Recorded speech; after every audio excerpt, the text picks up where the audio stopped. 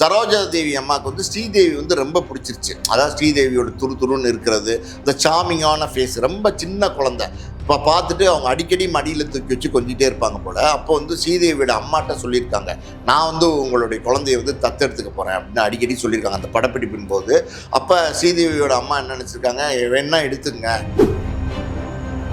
கணவர்கிட்ட வந்து இவங்க சொல்லியிருக்காங்க சரோஜா தேவி அம்மா, அதாவது வந்து நம்ம வந்து இந்த குழந்தை ஸ்ரீதேவி வந்து நம்ம தத்தெடுத்துக்கலாமா, ரொம்ப நல்லா இருக்கு, எனக்கு ரொம்ப பிடிச்சிருக்கு அப்படின்னு சொல்லியிருக்காங்க. அப்போ அவர் என்ன சொல்லியிருக்காரு, தாராளமாக எடுத்துக்கோ, உனக்கு ஆசைன்னா எடுத்துக்கோ, அவங்க அம்மாட்ட பர்மிஷன் கேளுன்னு சொல்லிட்டு அடுத்த நாள் படப்பிடிப்புக்கு வந்து ஸ்ரீதேவி அம்மாவை கூப்பிட்டு, அம்மா நாங்கள் தத்தெடுத்துக்கலான் இருக்கோம், முறைப்படி வந்து என்ன சம்பிரதாயமோ நாங்கள் பண்ணி தத்தெடுத்துக்கிறோம், நீங்கள் தான் எடுத்துக்கங்கன்னு சொன்னீங்களே அப்படின்னு சொன்னோன்னா அவங்க ஷாக் ஆகிட்டாங்களாம். என்னங்க சொல்கிறீங்க, எங்கள் குழந்தைய நீங்கள் தத்தெடுத்துக்கிறீங்கன்றீங்க அப்படின்னு கேட்டிருக்காங்க.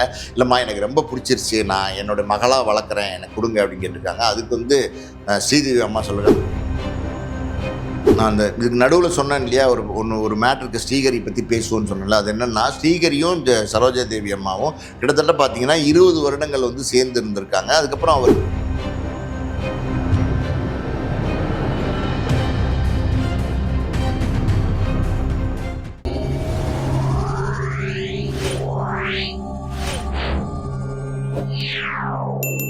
சார் வணக்கம். வணக்கம். கன்னடத்து பைங்கிலி, அபிநய சரஸ்வதி அப்படின்னு மக்களால் அன்போடு அழைக்கப்பட்டவர் சரோஜா தேவி அவர்கள். 17 வயதிலே நடிக்க வந்துட்டாங்க. கிட்டத்தட்ட 150க்கும் மேற்பட்ட படங்களில் நடிச்சிருக்காங்க. 87 வயதில் இன்றைய காலையில் பார்த்தீங்கன்னா உடல்நலக்குறைவால் பெங்களூர் மருத்துவமனையில் காலமாயிட்டாங்க. சினிமாவில் அவங்களோட பங்களிப்பு குறித்து உங்களோட எக்ஸ்பீரியன்ஸை எங்களோட ஷேர் பண்ணிக்கோங்க சார். ரொம்ப வருத்தமான செய்தி. நம்மளுடைய ஆழ்ந்த இரங்கலை வந்து மீடியா சர்க்கிள் சார்பாக நம்ம நேயர்களுக்கு தெரிவிச்சுக்கலாம். அவங்க வந்து பார்த்திங்கன்னா 1938 ஜனவரி 7 பிறந்திருக்காங்க. பைரவப்பா, அவங்க அப்பா வந்து ஒரு போலீஸ் ஆஃபீஸராக இருந்திருக்காரு. பெருசாக நடிக்கணுங்கிற ஆர்வமெல்லாம் வந்து சரோஜா தேவிக்கு இல்லை. ஆனால் பார்த்திங்கன்னா ஒரு டேரக்டர், கன்னட டேரக்டர், அவர் பார்த்துட்டு ரொம்ப அழகாக இருக்காங்க உங்கள் பொண்ணு, என்னோடய படத்தில் நடிக்க வைக்கிறீங்களா அப்படின்னு கேட்டு 1955 மகாகவி காளிதாசா அப்படிங்கிற படத்தில் வந்து கன்னட படம், அந்த படத்தில் வந்து சரோஜா தேவியை அறிமுகப்படுத்துகிறாங்க. அப்போ அவங்களுக்கு வந்து 17 வயசு தான். அதுக்கப்புறம் வந்து தொடர்ந்து கன்னட படங்கள் நடிக்கிறாங்க. முதல் படத்திலே பார்த்திங்கன்னா அவருக்கு விருது கிடச்சிச்சு. ஸோ இப்போ நல்ல நடிகை அப்படின்னு வந்து கன்னட திரையுலகத்தினர் வந்து தொடர்ந்து வந்து சரோஜா தேவியை பயன்படுத்துகிறாங்க.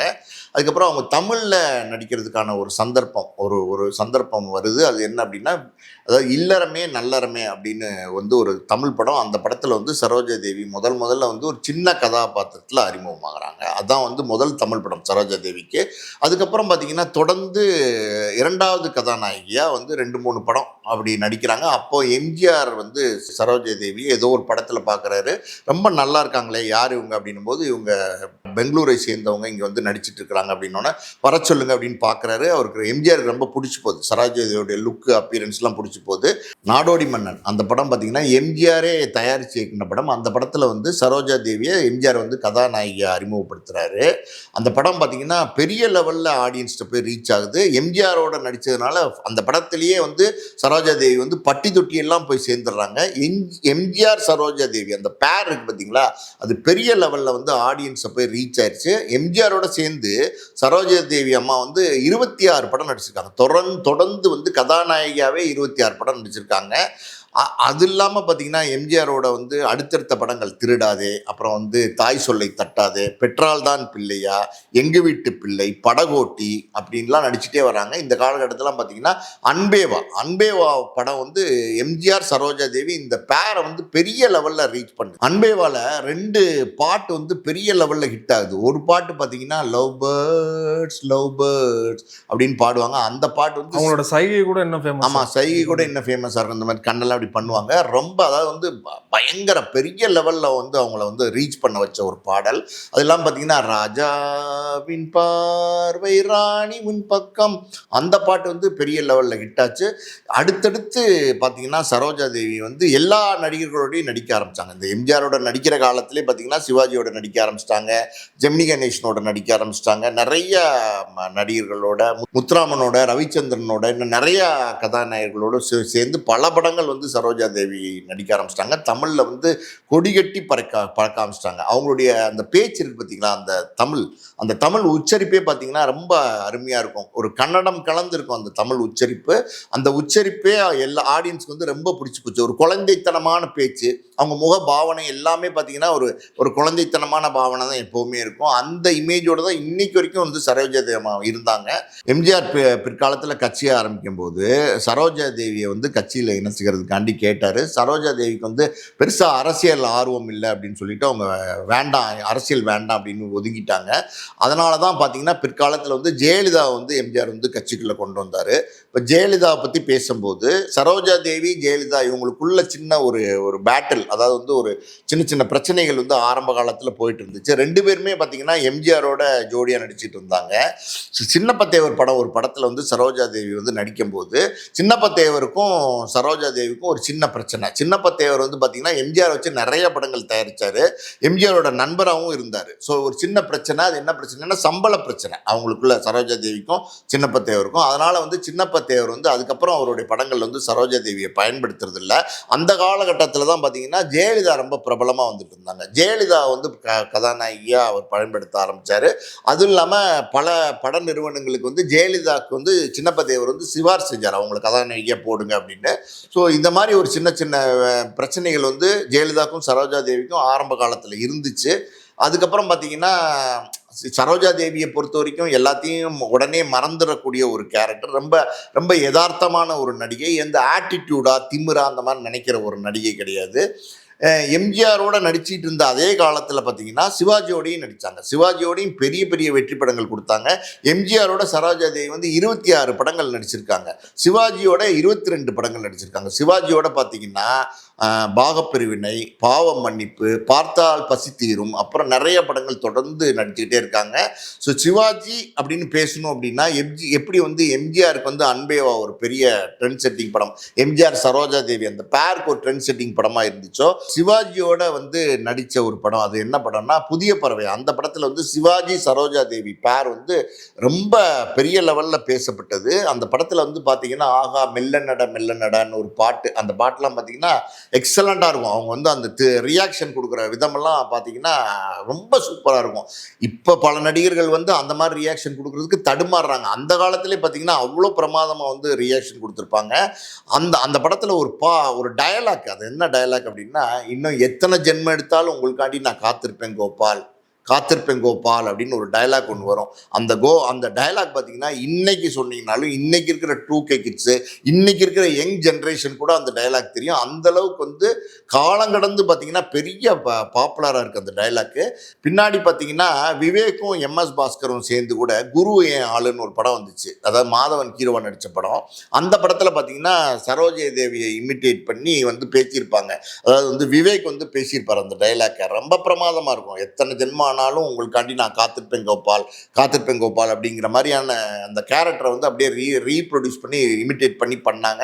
அந்த காமெடி கூட ரொம்ப பெரிய லெவலில் பேசப்படுது. காரணம் என்னன்னா, ஆடியன்ஸ் வந்து அன்னைக்கு வந்து அந்த படத்தினுடைய டைலாக்கு, அது சரோஜா தேவி வந்து அது எக்ஸ்பிரஸ் பண்ண விதம், அதாவது கொஞ்சி எக்ஸ்பிரஸ் பண்ணுவாங்கன்னு சொல்லுவாங்கள்ல, அந்த மாதிரி அந்த எக்ஸ்பிரஸ் பண்ண விதம் வந்து எல்லாத்துட்டையுமே போய் சேர்ந்துருச்சு. இன்னைக்கு இப்போ கூட பார்த்தீங்கன்னா சரோஜா தேவிக்குன்னு ட்ரேட்மார்க் எடுத்தீங்கன்னு வச்சுக்கோங்களேன், அந்த நான் காத்திருப்பேன் கோபால் அப்படின்னு சொன்னாங்களே, அந்த டைலாக் வந்து எல்லார் மனசுலையும் பதிஞ்ச ஒரு டைலாக். அதே மாதிரி சிவாஜியோட நடிக்கும் போதே பார்த்தீங்கன்னா நம்ம ஜெமினி கணேசனோடையும் நடித்தாங்க. ஜெமினி கணேசனோட நிறைய படங்கள் நடித்தாங்க. பார்த்தால் பசி தீருமெல்லாம் பார்த்தீங்கன்னா பெரிய வெற்றி படமாக இருந்துச்சு. இது இல்லாமல் பார்த்தீங்கன்னா கல்யாண பரிசு ஸ்ரீதர் சார் டைரக்ஷனில் அந்த படம் வந்து அதாவது வந்து பட்டி தொட்டியெல்லாம் பிச்சுக்கிட்டு ஓடிச்சு. அதாவது வந்து ஒரு காலத்தில் அந்த புராண படங்கள் இருந்துச்சு பார்த்தீங்களா, அதுக்கப்புறம் பார்த்தீங்கன்னா கல்யாண பரிசுலாம் பார்த்தீங்கன்னா வேற மாதிரியான ஒரு ஜர்னலில் வந்த படம்.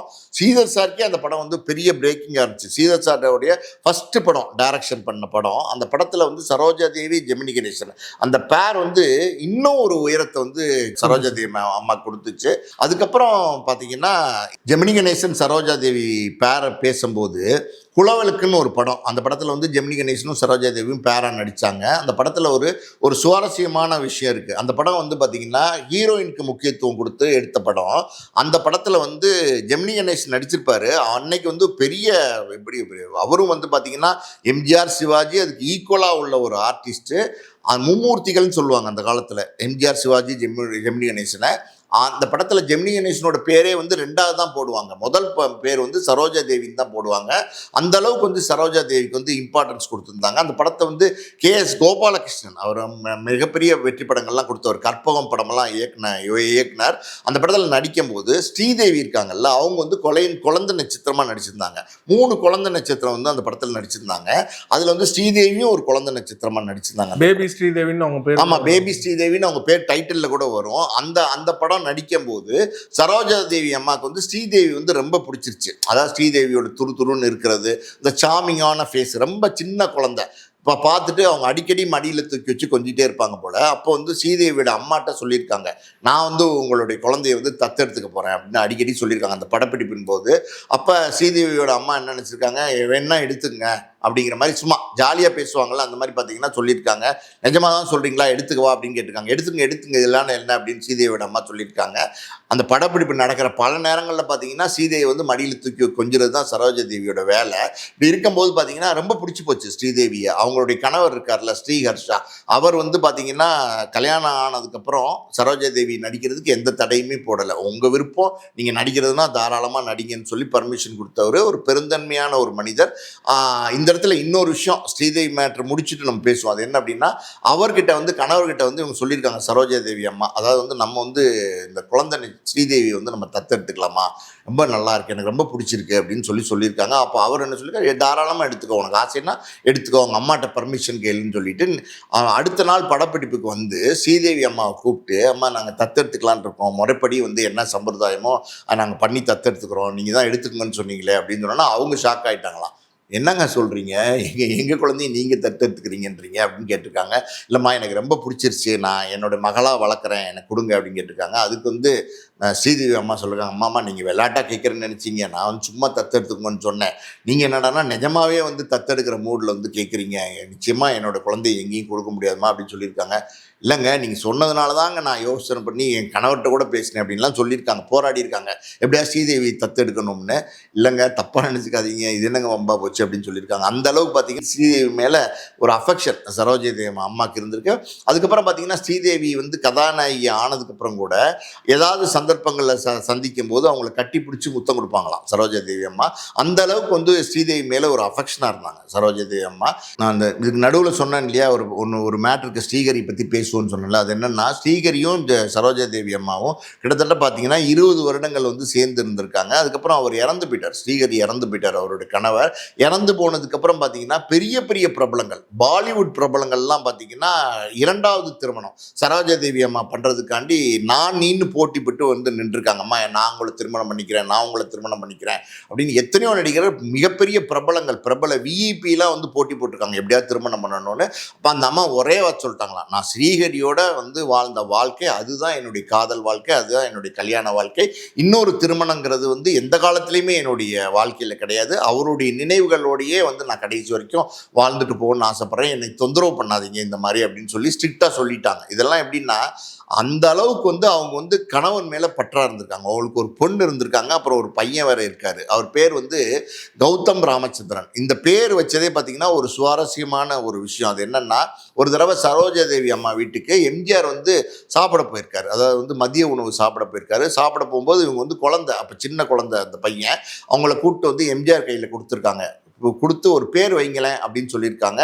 எம்ஜிஆர் வந்து ராமச்சந்திரா அப்படின்னு பேர் வச்சிருக்காரு. அதனால அவங்க என்ன பண்ணாங்க, கௌதம் ராமச்சந்திரா அப்படிங்கிற பேரை வந்து உடனே வச்சு, ராமச்சந்திரா அவர் பேரே அந்த குழந்தைக்கு வச்சிருக்காரு. அதனால வந்து இன்னைக்கு வரைக்கும் பார்த்தீங்கன்னா எம்ஜிஆர் மேலே அவங்களுக்கு ஒரு தனிப்பற்று. அவங்க ஒரு பேட்டியில் கூட சொல்லியிருக்காங்க, அதாவது வந்து நான் இன்னைக்கு இவ்வளோ பெரிய உயரத்துக்கு, இவ்வளோ பெரிய மரியாதை, இவ்வளோ பெரிய புகழோடு இருக்கேன்னா என்னுடைய தெய்வமே எம்ஜிஆர் தான் அப்படின்னு வந்து அவங்க வந்து எம்ஜிஆர் வந்து பல இடங்களில் புகழ்ந்து பேசியிருக்காங்க. பல விஷயங்கள் சார். சரோஜா தேவி அம்மையாரை பற்றி பேசணும்னா, அதாவது அன்றைய காலத்துலேருந்து இன்னைக்கு வரைக்கும் பார்த்தீங்கன்னா ஆட்டிடியூடுன்னு இருக்குது பார்த்தீங்களா, அது எந்த காலத்துலேயுமே காமிக்காத ஒரு நடிகை. அதுக்கப்புறம் நிறையா படங்களில் வந்து நடித்தாங்க, கதாநாயகியாக நடித்தாங்க. சில படங்களில் கௌரவ வேடம் கேட்கும்போது அவங்க வந்து படம் பிடிச்சிருந்தா நடித்து கொடுத்தாங்க. அப்படி தான் பார்த்தீங்கன்னா, அதாவது விஜய் சிம்ரன் நடித்த ஒன்ஸ் மோர் படத்தில் வந்து சரோஜா தேவி நடிக்கிறாங்க. இந்த ஒன்ஸ் மோர் படத்தில் ஒரு சுவையான விஷயம் இருக்குது. அது என்ன அப்படின்னா, சிவி ராஜேந்திரன் வந்து சிவாஜி கணேசன் வச்சு நிறைய படங்கள் எடுத்திருக்காரு, நிறைய வெற்றி படங்கள் கொடுத்துருக்காரு. தொடர்ந்து வந்து சிவாஜி கணேசனோட பயணிச்சிருக்காரு. ஒரு காலகட்டத்தில் வந்து விஜய் வந்து பாப்புலராக வளர்ந்து வர காலகட்டத்தில் சிவி ராஜேந்திரன் வந்து எஸ்.ஏ. சந்திரசேகரை பார்த்து எனக்கு ஒரு படம் பண்ணி கொடுங்க விஜய் நடிக்கிறதுக்கு அப்படின்னு சொல்லி கேட்குறாரு. அப்போ எஸ்.ஏ. சந்திரசேகர் வந்து ஒரு கண்டிஷன் போடுறாரு. அது என்னன்னா, என்னுடைய கனவு லட்சியம், என்னுடைய சினிமாவுக்கு வந்த லட்சியம் என்னென்னா, எப்படியாவது வந்து சிவாஜி கணேசனை வந்து நான் இயக்கணுங்கிறது என்னுடைய லட்சியம். அதுக்கான வாய்ப்பு வந்து இது வரைக்கும் அமையலை. இந்த படத்தில் நீங்கள் சிவாஜி கணேசனை நடிக்க வச்சிங்கன்னா உடனே வந்து உங்களுக்கு விஜய் தேதி நான் தரேன் அப்படின்னு எஸ்.ஏ. சந்திரசேகர் சொல்கிறாரு.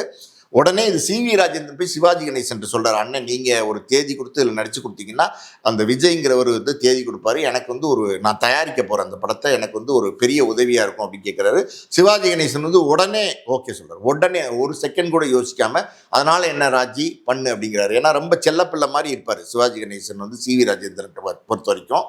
உடனே வந்து தேதி கொடுக்குறாரு. அந்த படத்தில் யாரை போடலாம் பேர் அப்படின்னும் போது சரோஜா தேவி இருந்தால் நல்லாயிருக்கும், இந்த பேர் வந்து ஒரு சூப்பர் ஹிட் பேர் அப்படின்னும் போது சரோஜா தேவிகிட்ட போய் கேட்குறாங்க. கேட்கும்போது சரோஜா தேவி வந்து சிவாஜி அண்ணன் நடிக்கிறாரா, நான் நடிக்கிறேன் அப்படின்னு சொல்லி உடனே ஓகே சொல்லி அந்த படத்தில் நடித்தாங்க. அதாவது வந்து பல வருடங்களுக்கு முன்னாடி இளமையாக பல பாடல்கள்லாம் ஆகா மெல்ல நட அந்த பாட்டெல்லாம் பாடி ஆடின அதே பேர் வந்து பார்த்திங்கன்னா ஒன்ஸ் மோரில் வேறு மாதிரியான ஒரு பர்ஃபார்மன்ஸை சேர்ந்து கொடுத்துருப்பாங்க. விஜயோடைய நடித்தது, சிவாஜியோட நடித்ததெல்லாம் பெரிய கிரெடிட். இன்றைக்கி இளைய தலைமுறைன்னு எடுத்துக்கிட்டிங்கன்னு வச்சுக்கோங்களேன், விஜயை தவிர யாரும் வந்து சிவாஜி கணேசனோட நடிக்கலை, இதுதான் உண்மை. ரஜினி, கமல் அவங்களாம் நடிச்சிருக்காங்க. இப்போ அஜித்தோ இல்லை வந்து சிம்பு தனுஷோ நடிச்சிருக்காங்களான்னா நடிக்கலை. அந்த பெருமை வந்து விஜய்க்கு உண்டு. அதே மாதிரி எஸ்.ஏ. சந்திரசேகர் வந்து அந்த படத்தை இயக்குனதுனால அவர் ஒரு பெருமையை அடைஞ்சார். இந்த மாதிரி ஒன்ஸ் மோர்லாம் நடித்ததுக்கப்புறம் பார்த்திங்கன்னா சூர்யாவோட ஆதவன் படத்தில் நடிச்சிருந்தாங்க. அதுக்கப்புறம் கடைசியாக அவங்க 2019 புனித் ராஜ்குமார் இறந்து போயிட்டார் இல்லையா, அவருடைய ஒரு கன்னட படத்தில் வந்து புனித் ராஜ்குமார் வந்து நேராக சரோஜா வீட்டுக்கு போய், அம்மா இந்த கேரக்டர் நீங்கள் நடித்து கொடுக்கணும் அப்படின்னு ரொம்ப ரிக்வஸ்ட் பண்ணதுனால நடித்து கொடுக்குறேன் ராஜா அப்படின்னு சொல்லி அந்த படத்தில் போய் நடித்து கொடுத்தாங்க. அவங்க ஒரு வேதனையை தெரிவிச்சிருந்தாங்க. அதாவது வந்து என்னுடைய பையன் மாதிரி புனித் ராஜ்குமார் திடீர்னு இப்படி வந்து அகால மரணம் அடைஞ்சிட்டாரு அப்படின்னு அவங்க வருத்தங்களை தெரிவிச்சிருந்தாங்க. இப்போ அவங்களே மறைஞ்சிட்டாங்க. சரோஜா தேவிக்கு சென்னையில் ரொம்ப பிடிச்ச இடம் அப்படின்னா மகாபலிபுரம்.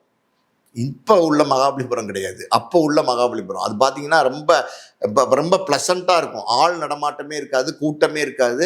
போனீங்கன்னா வந்து அந்த சிற்பங்களை எல்லாம் அழகாக ரசிச்சுட்டு வரலாம். அது அடிக்கடி சென்னையில் ஃப்ரீ டைம் படப்பிடிப்பு இல்லாமல் இருக்கிற காலகட்டத்தில் சரோஜா தேவி அம்மா வந்து கார் எடுத்துகிட்டு நேராக வந்து ஈசிஆர் ரோடு, அப்போல்லாம் பார்த்தீங்கன்னா காடு மாதிரி தான் இருக்கும் அந்த ரோடெல்லாம், போய் மகாபலிபுரத்துக்கு போய் அங்கே உள்ள சிற்பங்கள்லாம் சுற்றி பார்த்துட்டு அங்கே எங்கேயாவது ஒரு ஹோட்டலில் சாப்பிட்டுட்டு வருவாங்க போல். இது வழக்கமாக வச்சுருந்துருக்காங்க சரோஜா தேவி அம்மா. அப்புறம் ஆஞ்சநேயர் கோயில், அந்த ஆஞ்சநேயர் கோயிலுக்கு வந்து போகிறது வழக்கமாக போகிறது. நம்ம நங்கநல்லூரில் ஒரு ஆஞ்சநேயர் கோயில் இருக்குது, அந்த ஆஞ்சநேயர் கோயில், அசோக் நகரில் ஒரு ஆஞ்சநேயர் கோயில் இருக்குது, மயிலாப்பூரில் ஒரு ஆஞ்சநேயர் கோயில் இருக்குது. எல்லா இடங்கள்லையும் பார்த்தீங்கன்னா ஒவ்வொரு தருணங்களில் வேறு ஆஞ்சநேயர் கோயிலில் வந்து போய் சாமி கும்பிட்றதை வந்து ஒரு வழக்கமாக வச்சுருக்காங்க. நிறையா சரோஜா தேவி அம்மா பற்றி சொல்லணும்னா பல விஷயங்கள் நம்ம சொல்லிட்டு போகலாம். பத்மபூஷன், பத்மஸ்ரீ இந்த 2 அவார்டு வாங்கியிருக்காங்க, ஸ்டேட் அவார்டு வாங்கியிருக்காங்க, கலைமாமணி விருது வாங்கியிருக்காங்க. கிட்டத்தட்ட பார்த்தீங்கன்னா 150 படம்னு சொன்னீங்க நீங்கள், 200 படத்துக்கிட்ட வந்து அவங்க நடிச்சிருக்காங்க. அதில் வந்து பார்த்தீங்கன்னா 150 படம் வந்து கதாநாயகியாகவே நடிச்சிருக்காங்க. ஸோ பல பெருமைகளுக்கு வந்து சரோஜா தேவி அம்மாவுக்கு உண்டு. அவங்களுக்கு ரொம்ப பிடிச்ச பாடல் என்னன்னு கேட்டிங்கன்னா, அன்று வந்தது அதே நிலா அப்படின்னு இருக்கலாம், அந்த பாட்டு தான் அவங்களுக்கு ரொம்ப பிடிக்குமா. மாதிரி சரோஜா தேவி அம்மாவோட பெருமைகளை பேசணும்னா பேசிக்கிட்டே போகலாம். அந்த அளவுக்கு பார்த்தீங்கன்னா கிட்டத்தட்ட ஒரு 60 ஆண்டுகளுக்கு மேலே தமிழ் சினிமா ரசிகர்களுடைய மனசில் மட்டும் இல்லை, ஹிந்தி, தமிழ், கன்னடா, மலையாளம், அப்புறம் பார்த்திங்கன்னா தெலுங்கு, எல்லா லாங்குவேஜ்லையுமே நடிச்சிருக்காங்க. ஒரு மூத்த அதே நேரத்தில் மதிக்கக்கூடிய ஒரு நல்ல நடிகை, பண்பான நடிகை. நீங்கள் சரோஜா தேவி அம்மாவோட படங்களை பாருங்கள். அவங்களே சொன்ன சில விஷயங்கள் என்னென்னா, சில பாடல்கள்லாம் பார்க்கும்போது அந்த பாடல்கள் வந்து கவர்ச்சி பாடல்கள் மாதிரி இருக்கும். ஆனால் அவங்களுடைய உடைகளை நீங்கள் பாருங்கள், ரொம்ப நாகரிகமாக இருக்கும், ரொம்ப வந்து நாகரிகமாக இருக்கும், ரொம்ப ஆபாசமாகவோ ரொம்ப கவர்ச்சி காட்டியோ எந்த இடத்துலையுமே நடித்ததில்லை. அவங்க வந்து இந்த பாட்டில் ஆடினாலே வந்து அவங்கள பார்த்தாலே அவ்வளோ கவர்ச்சியாக இருக்கும். அந்த அளவுக்கு வந்து உடைகள் எல்லாம் ரொம்ப கவனமாக இருந்தாங்க. ரொம்ப தமிழ் ஆடியன்ஸ் மனசில் வந்து பெரிய இடத்த பிடிச்சவங்க. இன்னைக்கு அவங்க மறைஞ்சிட்டாங்கங்கிறது வந்து உண்மையாலுமே பார்த்தீங்கன்னா பல நேரங்களில் சொல்லுவாங்க. அதாவது வந்து சினிமா துறைக்கு பெரிய இழப்புன்னு. சரோஜா தேவி அம்மாவுடைய மறைவு உண்மையாலுமே சினிமா துறைக்கு பெரிய இழப்பு. சரோஜா தேவி மறைவு தொடர்பாக பல்வேறு விஷயங்கள் எங்களோட பயன்படுத்திக்க மிக்க நன்றி சார். நன்றி.